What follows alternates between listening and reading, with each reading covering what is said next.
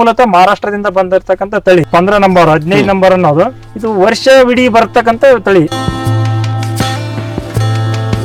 12ರಿಂದ 15 ದಿನಕ್ಕೊಂದ್ಸರಿ cutting ಆಗುತ್ತೆ.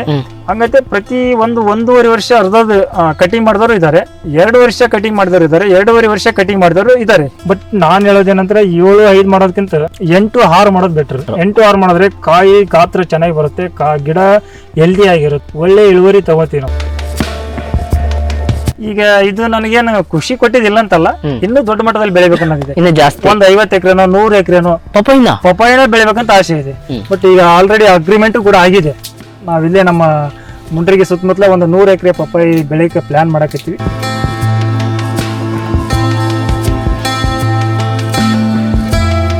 ಪಪ್ಪಾಯಿ ಹಚ್ಬೇಕಾದ್ರೆ ನಮ್ಮ ಮನೆಗೆಲ್ಲರೂ ಬೈದರು. ಮತ್ತು ಹೊರಗಿರೋರೆಲ್ಲ ಇದು ಏನು ಬೈತಾನಪ್ಪ, ಏನು ಸುಮ್ಮನೆ ಹಚ್ತಾನ, ಯಾವುದೋ ಒಂದು ಸರ್ಕಾರದ ಸಬ್ಸಿಡಿ ಈಗ ಜನರ ತಲೆಗೆ ಏನಿರ್ತೈತಿ ಅಂದ್ರೆ ಪಪ್ಪಾಯಿ ಮಾವು ಯಾವ್ದಾರ ಬೆಳೆದ ಅಂದ್ರೆ ಸರ್ಕಾರದಿಂದ ಏನಾರ ಯೋಜನೆ ತಗೊಳಕ್ಕೆ ಬೆಳೆದಂತ ತಿಳ್ಕೊಂಡ್ಬಿಟ್ಟಿರ್ತಾರೆ. ಬಟ್ ನಾವ್ ಏನ್ ಶ್ರಮ ಪಡ್ತೀವಿ ಏನ್ ಮಾಡ್ತೀವಿ ಅನ್ನೋದು ಅದು ರೈತರ ತಲೆಗೆ ಇಲ್ಲ ಇನ್ನೂವರೆಗೆ, ಸುತ್ತಮುತ್ತಲ ಇರ್ತಕ್ಕಂಥ ರೈತರು. ಸ್ನೇಹಿತರೆ ನಮಸ್ಕಾರ. ಇವತ್ತು ನಾನು ಯಲಬುರ್ಗಾ ತಾಲೂಕು ಕುದುರೆಮತಿ ಅನ್ನೋ ಒಂದು ಗ್ರಾಮದಲ್ಲಿದ್ದೀನಿ. ಏನು ವಿಷಯ ಅಂತಂದ್ರೆ, ಇವತ್ತು ನನ್ನ ಹಿಂದೆ ನೀವು ನೋಡ್ತಿರ್ಬೋದು ಪಪ್ಪಾಯಿ ತೋಟದಲ್ಲಿದ್ದೀನಿ. ಪಪ್ಪಾಯಿ ತೋಟ ಹಿಂಗ್ ಯಾಕಿದೆ, ಇದು ಎಲ್ಲ ಖಾಲಿಯಾಗಿರೋ ತೋಟದಲ್ಲಿ ಯಾಕೆ ಬಂದಿದ್ದೀನಿ ಇವತ್ತು ನಾನು ಅಂತಂದ್ರೆ, ನಮ್ ಜೊತೆ ರೈತರು ಸುರೇಶ್ ಅಣ್ಣವ್ರು ಇದ್ದಾರೆ. ಇವರು ಪ್ರಗತಿಪರ ಕೃಷಿಕರು ಪಪ್ಪಾಯಲ್ಲಿ ಈ ಭಾಗದಲ್ಲಿ. ಸೊ ಒಂದ್ ಸ್ವಲ್ಪ ಮಾಹಿತಿ ಸಿಗುತ್ತೆ, ಹೆಚ್ಚಿನ ಮಾಹಿತಿ. ಅಂದ್ರೆ ಪಪ್ಪಾಯಿ ಎಂಡ್ ಟೈಮಲ್ಲಿ ಯಾಕೆ ಬಂದಿದೀವಿ ಅಂತಂದ್ರೆ ಒಂದ್ ಸ್ವಲ್ಪ ಲಾಭ ನಷ್ಟಗಳ ಬಗ್ಗೆ ನಮಗೆ ಪೂರ್ತಿ ಡೀಟೇಲ್ಸ್ ಸಿಗುತ್ತೆ. ಖರ್ಚು ಎಷ್ಟು ಬಂತು, ವೆಚ್ಚ ಎಷ್ಟು ಬಂತಂದು. ಸೊ ಇದ್ರ ಬಗ್ಗೆ ತಿಳ್ಕೊಳ್ಳೋಣ ಅಂತ ಬಂದಿದ್ದೀನಿ. ಬನ್ನಿ ಮಾತಾಡ್ಸೋಣ. ಸುರೇಶ್ ಅಣ್ಣ ನಮಸ್ತೆ.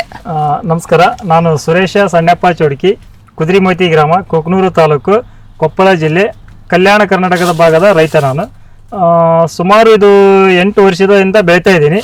ಬಟ್ ಇಂದಿನ ದಿನಗಳಲ್ಲಿ ಏನ್ ಬೆಳಿತಿದ್ವಿ ಅಂದ್ರೆ ಇದು ರೆಡ್ ಲೇಡಿ ಅನ್ನೋ ಒಂದು ವೆರೈಟಿ ಬೆಳಿತಿದ್ವಿ, 786. ಅದು ಸಾಕಷ್ಟು ರೋಗಕ್ಕೆ ತುತ್ತಾಗೋದು. ಈಗ ನಂಜಾಣ ರೋಗ, ವೈರಸ್ ಏನು ಅಟ್ಯಾಕ್ ಹಾಕಿತ್ತು, ಎಲೆ ಮತ್ತು ಕಾಯಿಗೂ ಕೂಡ ಹರಡಿ ಬೀಳೋದು. ಅಂದ್ರೆ ಆಕಾರದಲ್ಲೇ ವ್ಯತ್ಯಾಸಗಳು ಗೊತ್ತಾಗ್ತಿದ್ದಿಲ್ಲ, ಅಂದ್ರೆ ಮಾರುಕಟ್ಟೆಯಲ್ಲಿ ತಗೋತಾ ಇದ್ದಿಲ್ಲ ಅದನ್ನ. ಯಾಕಂದ್ರೆ ಯಾವುದೇ ಒಂದು ಮಾರುಕಟ್ಟೆಗೆ ಹೋದಾಗ ಶೈನಿಂಗ್, ಸೇಪು, ಕಲರ್, ರುಚಿ, ಟೇಸ್ಟ್ ಅನ್ನು ನೋಡ್ತಾರೆ. ಆಗ ಏನಾಗುತ್ತೆ ಅಂದ್ರೆ ಅದು ಟೇಸ್ಟ್ ಅನ್ನು ಬರ್ತಾ ಇದ್ದಿಲ್ಲ. ಯಾಕಂದ್ರೆ ಕಾಯಿ ಗಾತ್ರದಲ್ಲಿ ಕೂಡ ಆ ಚುಕ್ಕಿ ಅನ್ನೋ ರೋಗ ಬಿದ್ದ್ಬಿಡೋದು. ಅಂದ್ರೆ ಅದೇ ನಂಜಾಣ ರೋಗ ಅಂತ ಕರಿತೀವಿ ನಾವು. ಆ ರೋಗ ಬಿದ್ದಿರೋದ್ರಿಂದ ಅದು ಮಾರುಕಟ್ಟೆಯಲ್ಲಿ ಬೇಡಿಕೆ ಬರ್ತಾ ಇದ್ದಿಲ್ಲ, ಮತ್ತೆ ಬಹುದಿನಗಳಿಂದ ಬರ್ತಾ ಇದಿಲ್ಲ.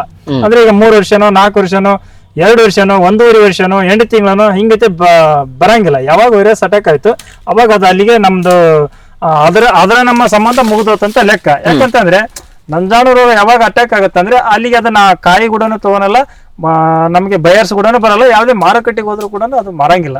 ಹಂಗಾಗಿ ನಾವು ಅದನ್ನ ಅಲ್ಲಿಗೆ ಸ್ಟಾಪ್ ಮಾಡಿದ್ವಿ. ಅದು ಸ್ಟಾಪ್ ಮಾಡಿ ಈಗ 3 ವರ್ಷದಿಂದ ಸದ್ಯ ನಮ್ಮ ಭಾಗದಲ್ಲಿ ಟೋಟಲ್ ಕರ್ನಾಟಕದಲ್ಲಿ ಹೇಳ್ಬೇಕಂತಂದ್ರೆ ಇದು ಮೂಲತಃ ಮಹಾರಾಷ್ಟ್ರದಿಂದ ಬಂದಿರತಕ್ಕಂತ ತಳಿ. ಯಾವ್ದು ಇದು 15 ನಂಬರ್ 15 ನಂಬರ್ ಅನ್ನೋದು. ಹಂಗಾಗಿ ಅಲ್ಲಿಂದಾನೇ ನಾವು ಸಸಿ ತರಿಸ್ತಾ ಇದೀವಿ. ಮತ್ತೆ ಪ್ರತಿಯೊಬ್ಬ ರೈತರು ಕೂಡ ಇದನ್ನ ಮಾಡ್ರಿ ಅಂತ ಹೇಳಿಕೆ ಹೆಮ್ಮೆ ಆಗುತ್ತೆ. ಮತ್ತೆ ರೈತರಿಗೂ ಕೂಡ ನಾನು ಸೊಲ್ಯೂಷನ್ ಕೊಡ್ತೀನಿ, ಮತ್ತೆ ಸಸಿಗಳನ್ನ ವಿತರಣೆ ಮಾಡ್ತೀವಿ. ಒಂದು ಜೊತೆ ಕಂಪ್ನಿ ಜೊತೆ ಟೈಪ್ ಆಗಿದ್ದೀವಿ. ಅದ್ರ ಜೊತೆ ಕಂಪ್ನಿ ಜೊತೆ ಟೈಪ್ ಆಗಿ ರೈತರಿಗೂ ಕೂಡ ಈಗ 15-16 ರೂಪಾಯಿ ಹೋಗುವಂತ ಸಸಿನ 13 ರೂಪಾಯಿ 12 ರೂಪಾಯಿ ನಮ್ಮ ಕೊಪ್ಪಳ ಜಿಲ್ಲೆ ಕೊಡ್ತಾ ಇದೀವಿ. ಬೇರೆ ಜಿಲ್ಲೆಗೆ ಟ್ರಾನ್ಸ್ಪೋರ್ಟೇಷನ್ ನೋಡ್ಕೊಂಡು ಅದರ ಮೇಲೆ ಆ ರೇಟ್ ಅನ್ನ ನಿಗದಿ ಮಾಡ್ತೀವಿ. ಬಟ್ ಒಂದು ಖುಷಿ ವಿಚಾರ, ಯಾಕೆಂದ್ರೆ ಒಂದು ಹೊಸ ತಳಿಯನ್ನ ಒಂದು ಕರ್ನಾಟಕಕ್ಕೆ ಪ್ರಚಾರ ಮಾಡೋದಾಗ್ಲಿ, ಮಾಹಿತಿಯನ್ನ ಕೊಡೋದಾಗ್ಲಿ ಒಂದು ಹೆಮ್ಮೆ ಆಗುತ್ತೆ. ಯಾವುದೇ ಒಬ್ಬ ರೈತ ಆದ್ರೂ ಕೂಡ ಇಂಥ ಒಂದು ತಳಿ ಅಂದ್ರೆ